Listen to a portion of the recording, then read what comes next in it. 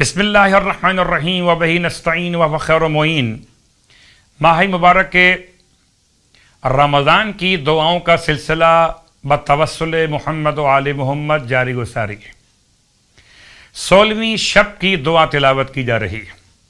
بسم اللہ الرحمن الرحیم۔ یا اللہ یا اللہ یا اللہ یا اللہ یا اللہ یا اللہ یا اللہ یا اللہ یا رحمان یا رحمان یا رحمان یا رحمان یا رحمان یا رحمان یا رحمان یا رحمان یا رحیم یا رحیم یا رحیم یا رحیم یا رحیم یا رحیم یا رحیم یا رحیم یا غفور یا غفور یا غفور یا غفور یا غفور یا غفور یا غفور یا غفور یا رؤوف یا رؤوف یا رؤوف یا رؤوف یا رؤوف یا رؤوف یا رؤوف یا رؤوف یا حنان یا حنان یا حنان یا حنان یا حنان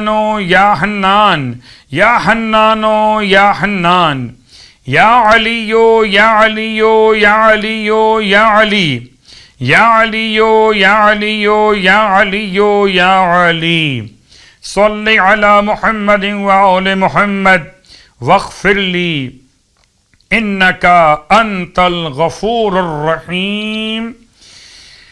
16ویں شب کی نماز مولائے کائنات علی ابن ابی طالب علیہ السلام کی اور روایت کا تسلسل وسائل الشیعہ کتاب کے حوالے سے۔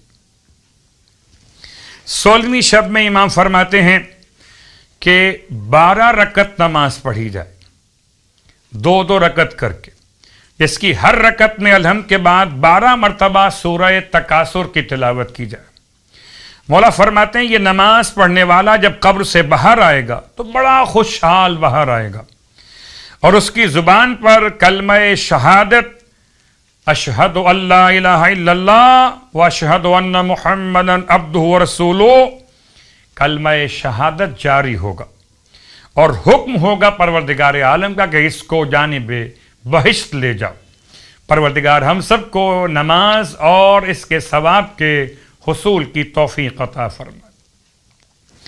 اس کے بعد 16ویں دن کے روزے کا ثواب ارشاد فرمایا اللہ کے حبیب صلی اللہ علیہ وآلہ وسلم نے کہ جب تم قبر سے نکلو گے تو تمہیں 60 لباس عطا کیے جائیں گے تاکہ تم انہیں پہنو، تمہیں سواری کے لیے ناقہ عطا کیا جائے گا، اللہ تمہارے لیے ابر رحمت کو بھیجے گا جو اس دن کی گرمی میں تم پر سایہ کیے ہوئے ہوگا۔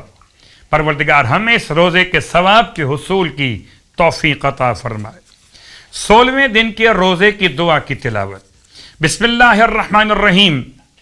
اللہم وفقنی فیہ لموافقت الابرار وجنبنی فیہ مرافقت الاشرار وآونی فیہ برحمتک الی دار القرار بإلہیتک یا الہ العالمین۔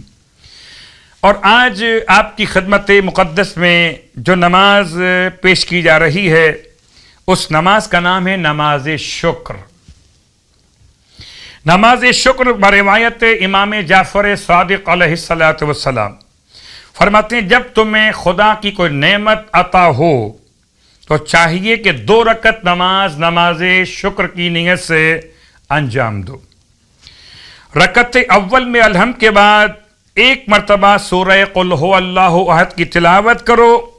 رکعت دوم میں الحمد کے بعد 1 مرتبہ سورہ قل یا ایھا الکافرون کی تلاوت کرو،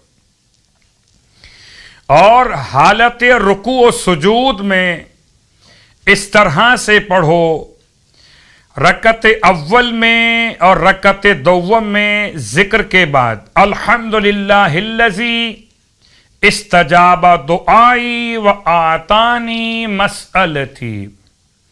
بعض روایات میں رکعت اول میں یہ پڑھنا ہے الحمدللہ الذی استجاب دعائی وآتانی مسئلتی، اور بعض روایات میں رکعت دوم میں پڑھنا ہے الحمدللہ شکرن و حمدن و حمدا۔ کتاب کا حوالہ فروع الکافی وسائل الشیعہ۔ پروردگار ہمیں اپنی نعمتوں کے شکریہ کی توفیق عطا فرمائے۔